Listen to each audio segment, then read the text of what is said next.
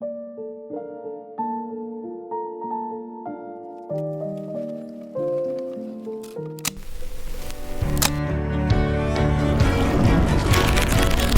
le bonjour, j'espère que vous allez bien. Je vous retrouve pour introduire ce troisième vlog mars.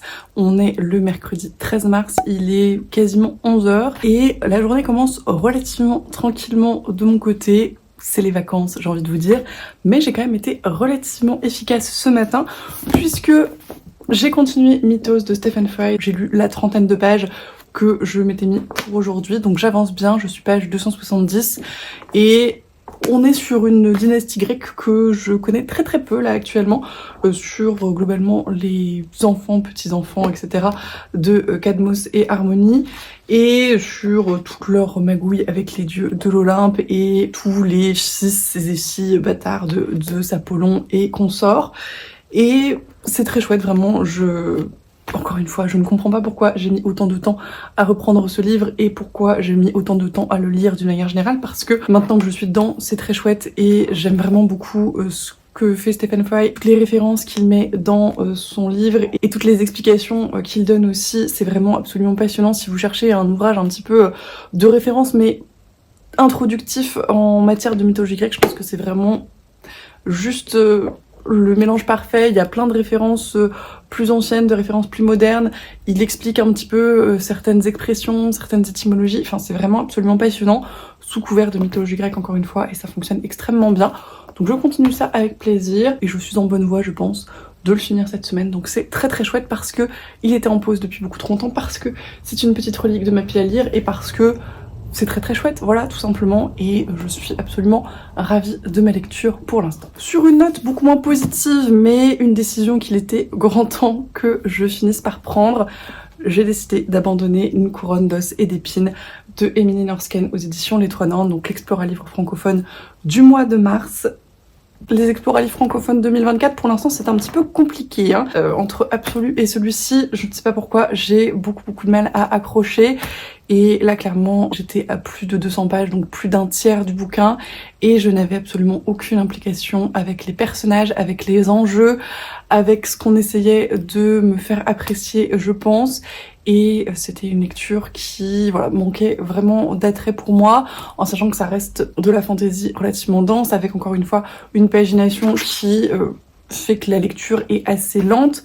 Et j'avais l'impression de ne pas avancer, de piétiner, d'être complètement embourbée dans cette lecture. Et je savais pas trop, comme je vous le disais hier, si je persévérais ou si je finissais par abandonner.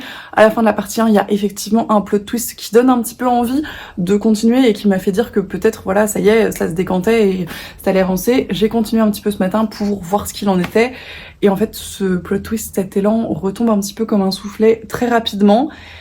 Et du coup, je n'ai pas trouvé de motivation suffisante pour me faire lire encore 200 pages sans qu'il se passe grand chose. Et je me suis rendu compte que ça plombait vraiment pas mal mon rythme de lecture. Typiquement, j'ai vraiment pas avancé grand chose là ces derniers jours parce que à chaque fois j'étais retenue par ce livre en me disant qu'il fallait que j'avance, que j'étais en retard du découpage, qu'il fallait que je continue et que j'essaye de le finir rapidement, etc. Sauf que je n'arrivais absolument pas du tout à me motiver dans ce sens-là. Donc voilà. Pour toutes ces raisons, je pense que ce livre n'est malheureusement pas fait pour moi. Je pense que je suis largement passée à côté. Le style d'écriture est pas désagréable en soi, il y a des choses intéressantes, mais c'est beaucoup trop long à se mettre en place pour moi. J'ai beaucoup trop de mal à m'intéresser et à m'attacher aux personnages. Il y a plein de choses qui me rappellent des livres de fantasy que j'ai lu auparavant, typiquement Köchiel. Je trouve qu'il y a énormément d'inspiration, et malheureusement ce livre pâtit de la comparaison avec Köchiel, donc j'ai vraiment pas grand chose auquel me raccrocher pour me donner envie de continuer, et je préfère m'arrêter là malheureusement. N'hésitez pas à me dire si vous l'avez poursuivi dans le cadre de l'Explora livre ou dans un autre cadre, et ce que vous en avez pensé en globalité. Je sais qu'il a plutôt très bien fonctionné, notamment autour du Plib l'année dernière ou il y a 2 ans, je ne sais plus, mais je peux comprendre effectivement qu'il fonctionne pour certaines, parce que il y a certaines choses en termes de fantasy qui sont intéressantes, mais voilà, ça ne l'a pas fait avec moi et je préfère ne pas m'acharner encore plus que ça parce que ça fait 10 jours que je suis dessus et vraiment je n'arrive à rien. Donc voilà pour ce petit point lecture matinale. Comme je le disais, il est quasiment 11h et il faut que j'aille en librairie parce que j'ai un certain nombre de choses à récupérer et j'ai bien envie de flâner un petit peu et d'en profiter. Donc je vais tâcher de vous emmener avec moi et on va voir ce que ça donne. Et c'est donc parti pour un petit tour en librairie et on commence par la librairie La Talente qui est probablement une de mes librairies préférées à Nantes. En matière de SFFF, il y a un très très large choix. Je vous ai emmené un petit peu dans le coin BD manga qui je trouve est très très bien pourvu également en la matière avec de très chouettes recommandations de libraires, ce qui est toujours appréciable. Et d'une manière générale, l'équipe de la librairie est absolument adorable et c'est toujours un plaisir d'y faire un tour. Et ensuite, je suis passée faire un petit tour dans ma papeterie préférée, à 2 pas de La Talente, donc les petits papiers, où il y a un large choix de cartes postales et autres carnets, crayons et encore une fois, papeterie en tout genre. C'est là où je trouve un grand nombre, si ce n'est la grande majorité des cartes que j'offre à Lucie très régulièrement. Et il y a souvent plein de goodies de swap qui viennent d'ici aussi, tellement ils ont un choix varié et extrêmement cool. Ensuite, c'est le tour de la librairie Durance qui est aussi une de mes chouchoutes en matière de librairie. Et c'est là où je commande la majorité de mes livres également. Là, c'est leur rayon jeunesse qui, je trouve, est extrêmement bien pourvu et tenu, avec toujours de très très chouettes sélections et les libraires sont toujours d'excellents conseils également. Donc c'est toujours un plaisir de faire un petit tour là-bas. Là, c'était juste pour profiter du soleil et du ciel bleu et un petit passage à la mystérieuse librairie nantaise qui pour le coup est ma librairie de graphique favorite. Encore une fois, la sélection est formidable, le lieu aussi est très très très joli. Il y a des bandes dessinées absolument partout et c'est juste génial. Et la librairie fourmille de recommandations de chacun des libraires. Donc si jamais vous cherchez un style en particulier ou si vous voulez juste vous laisser porter par les petites têtes qui vous recommandent des livres, c'est absolument parfait. Et c'est déjà l'heure de rentrer avec un sac bien chargé. Et je vais vous montrer tout ce que j'ai ramené. Je vous reprends un petit peu plus tard, il est un peu plus de 13h et j'ai pas chômé et j'ai plein de choses à vous montrer puisque comme je le disais, je suis allée en librairie, j'ai récupéré des livres que j'avais commandés et j'en ai profité pour faire un petit craquage au passage, donc je vais vous montrer ça. J'en ai aussi profité pour récupérer un colis qui m'attendait sagement en point relais et quand je suis rentrée, il y en avait un autre dans ma boîte aux lettres, donc ça va faire pas mal de choses. On va commencer tant qu'à faire par les 2 colis. Celui-ci, c'est un colis Vinted, donc je sais de quoi il s'agit puisque c'est moi qui l'ai commandé et c'est sans grande surprise. God Killer de Anna Kanner aux éditions Harper Voyager qui est l'explora-livre anglophone donc en VO anglaise de ce mois de mars qui est vraiment pas très long, il fait moins de 300 pages donc je pense que ça va se lire très très vite et j'ai bon espoir que ce soit un petit peu mieux que l'explora-livre francophone de ce mois-ci, en tout cas que ça me réussisse mieux. Vous l'avez vu tout à l'heure avec l'échec d'une couronne d'os et d'épines. J'espère que cette lecture se passera mieux. Le découpage commence lundi prochain, si jamais vous voulez nous rejoindre. Si vous n'êtes pas chaud pour le lire en VO, il a été traduit en français chez De Saxus, donc vous pouvez le lire sous le format que vous préférez et vous pouvez nous rejoindre pour le découpage, le lire avant, le lire après, comme vous le souhaitez. Mais en tout cas, j'ai très très hâte de le découvrir et d'en discuter avec vous. Et le deuxième colis que voici, pour le coup, ce n'est pas quelque chose que j'ai commandé, mais je pense savoir ce que c'est, puisque c'est quelque chose que j'ai demandé en tout cas. Et si c'est ce que je crois, c'est très très cool. On va voir ça. C'est tout à fait ça. Donc c'est 2 délicieux enfants de Flore Vesco, la nouvelle parution de l'autrice d'Or et d'Oreiller et de L'Estrange Malaventure de Mirella. Je l'avais demandé en service presse à la maison d'édition L'École des Loisirs qui ont été hyper gentils de bien vouloir me l'envoyer gratuitement, donc je suis absolument ravie. Il sort pas tout de suite, il sort fin mars et j'aimerais beaucoup le lire avant la sortie. Peut-être que ce sera l'occasion cette semaine si on arrive à se le caler en LC bonus avec Lucie, ce serait très très chouette parce que il a l'air génial et que je suis extrêmement fan de tous les récits de l'autrice. Je suis absolument ravie et hyper reconnaissante de le recevoir comme ça en avant-première et en service presse. Et j'ai extrêmement hâte de le lire et de vous en reparler. Sinon, comme je le disais, je suis allée en librairie récupérer un certain nombre de choses, dont des commandes qui m'attendaient bien sagement, de sorties du mois que j'avais très hâte de lire. La première n'étant autre que le 3e et dernier tome de l'Empire d'écume de Andreas Thiebaert, La guerre des éclats d'eau aux éditions Big Bang, qui est très joli, qui m'a l'air un petit peu moins épais que le précédent, mais c'est une vue de l'esprit parce qu'il fait plus de 600 pages, donc c'est juste le papier qui est peut-être un petit peu plus fin. En tout cas, j'avais adoré les 2 premiers tomes de cette trilogie de fantasy asiatique et j'ai extrêmement hâte de lire celui-ci. J'espère que ce sera chose faite très bientôt. J'aime beaucoup la couverture qui montre certaines des créatures de l'histoire que je trouve hyper intrigante et cette couverture fonctionne très bien, je trouve. Une autre suite de saga que j'attendais impatiemment et que j'ai très hâte de lire, Le Palais d'Ulysse de Claire North aux éditions Hauteville, qui est donc le deuxième tome du Chant des déesses, le premier tome étant l'Odyssée de Pénélope, que j'avais absolument adoré quand on l'a lu en lecture commune avec Lucie Natcha et d'autres sur Instagram. Je pense qu'on va se programmer celui-ci sans trop tarder parce que voilà, la lecture du premier était très chouette et ce serait cool de pas faire traîner trop longtemps celui-ci. On est dans une réécriture de l'Odyssée du point de vue de Pénélope et des femmes qui sont restées à Ithaque et c'était vraiment une excellente lecture. Toujours des suites de saga, en fait c'est tout ce que j'ai pris ce mois-ci en précommande et ça fait pas de mal. Le deuxième tome de 6 couronnes écarlates, La promesse du dragon de Elisabeth Lim aux éditions Rajo, qui est très joli. J'aime beaucoup la charte graphique de cette série chez la maison d'édition. Je ne vous ai pas encore parlé du premier tome que j'ai lu très récemment avec Lucie en lecture commune. Pour être tout à fait honnête, au début de ma lecture, j'étais pas certaine de vouloir me procurer ce tome 2 et le lire. Et puis progressivement, je me suis laissée un petit peu embarquer par l'histoire et maintenant j'ai bien hâte de voir comment ça va terminer et le fin mot de tout ça. Et voilà, je trouve que les objets livres sont très cool, ce qui ne gâche rien et j'ai fini par me dire que ça valait bien le coup que je me prenne le tome 2 pour l'enchaîner rapidement. Et le dernier, c'est une série que pour le coup je suis en train de continuer, donc ce serait l'occasion de l'enchaîner assez vite encore une fois. L'héritier soumis, qui est plus ou moins le troisième tome du Pont des Tempêtes de Daniel L. Jensen, mais plus ou moins aussi le premier tome d'une nouvelle duologie dans cet univers, si j'ai tout compris. Bref, il est très joli. Alors, orange et violet, je suis pas forcément hyper convaincue, mais ça fonctionne pas si mal. Et par contre, j'aime beaucoup ce hardback et cette illustration qui, ma foi, fonctionne plutôt pas mal. Donc je suis curieuse de voir ce que va donner celui-ci. Je suis en train de lire La Reine Traîtresse, comme je vous l'ai dit, même si j'ai pas autant avancé que je l'aurais souhaité. Donc ce serait pas mal, encore une fois, si je pouvais les enchaîner assez rapidement. Donc ça, c'est pour les livres qui étaient en attente que je les récupère. C'était toutes des précommandes de sortie du mois de mars. Et après, je me suis un petit peu penchée sur les graphiques parce que ça fait un moment que je me suis pas acheté de graphiques.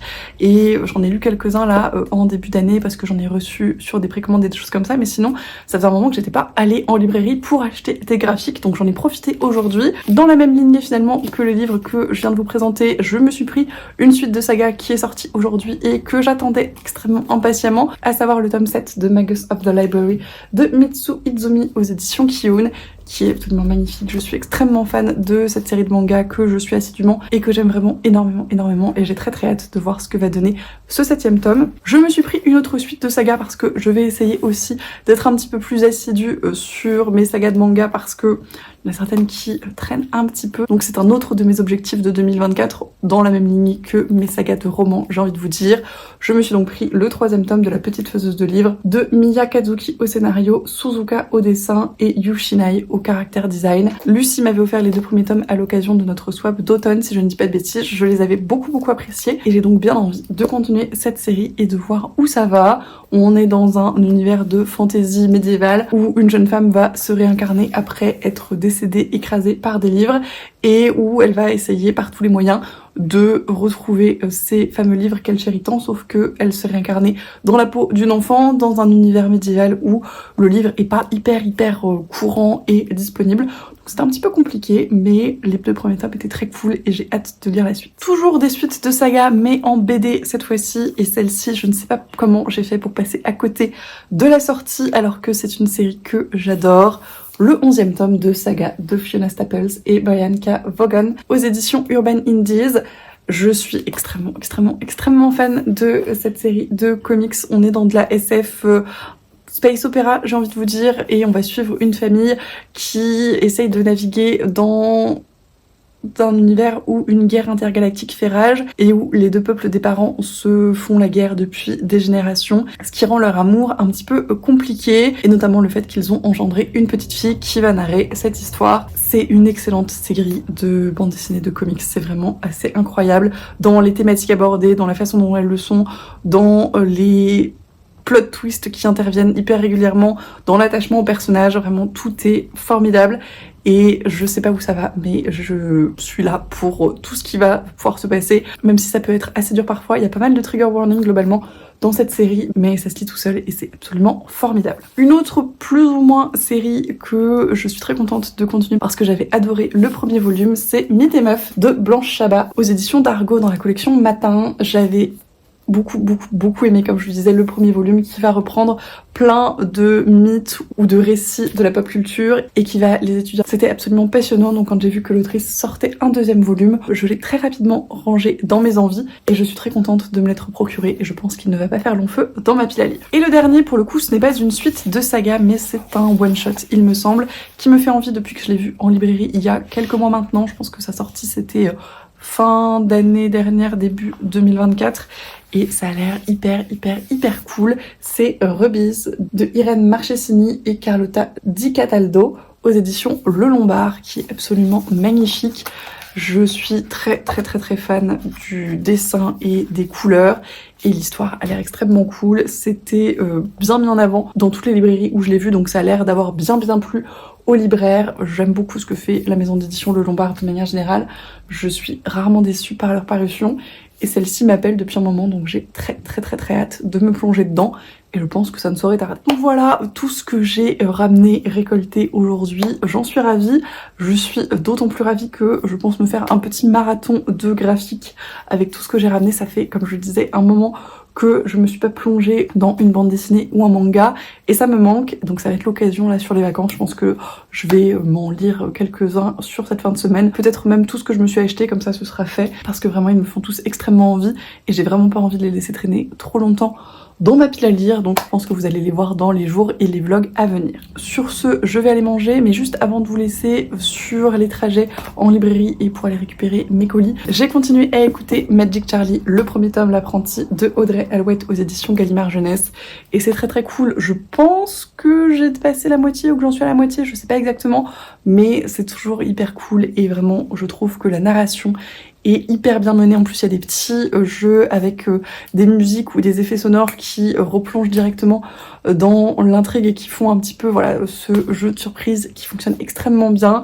J'adore le personnage de Charlie, je le trouve absolument adorable. Je sais pas si je l'ai précisé, mais c'est un adolescent noir et on voit à plein de moments qu'il est pas forcément hyper à l'aise avec l'image que ça renvoie de lui par rapport aux autres et à toute la méfiance typiquement auquel il doit faire face au quotidien et voilà tout ce que ça peut impliquer à ce niveau-là. Et je trouve que c'est un personnage hyper touchant, hyper agréable à suivre dans ses relations avec les autres, dans ses relations au monde et sa façon d'interagir avec lui et typiquement avec ce monde de magie qui s'ouvre à lui. Il est vraiment hyper touchant et hyper chouette à suivre, donc c'est hyper agréable. L'univers, le style d'écriture fonctionne toujours extrêmement bien et ont vraiment ce côté magique et merveilleux au sens propre que je trouve très chouette. J'ai hâte de continuer, je pense honnêtement qu'il va pas faire long feu parce que ça se lit et ça s'écoute en tout cas tout seul. Donc si typiquement je fais un petit peu de maquette cet après-midi et un petit peu de rangement ou de ménage ou que sais-je, je pense que ce sera vite terminé et je vous en reparlerai à ce moment-là, mais je pense que ça ne saurait tarder. Je vais donc vous laisser comme je le disais parce que je n'ai pas encore mangé et qu'il se fait faim. Je vais aller faire ça et puis peut-être bouquiner un petit peu en début d'après-midi avant de faire le montage du vlog qui doit sortir ce soir parce que il faut bien maintenir le rythme et puis je vous reprends un petit peu plus tard pour vous faire un petit point lecture ou vous parler d'avancées éventuelles. À tout à l'heure. Mon petit rituel de retour de librairie, c'est d'inscrire les livres qui ont rejoint ma pile à lire avec un petit code couleur en fonction s'il s'agit d'un service presse, d'un livre en VO ou de graphique. Et j'en profite pour surligner les livres que j'ai terminés.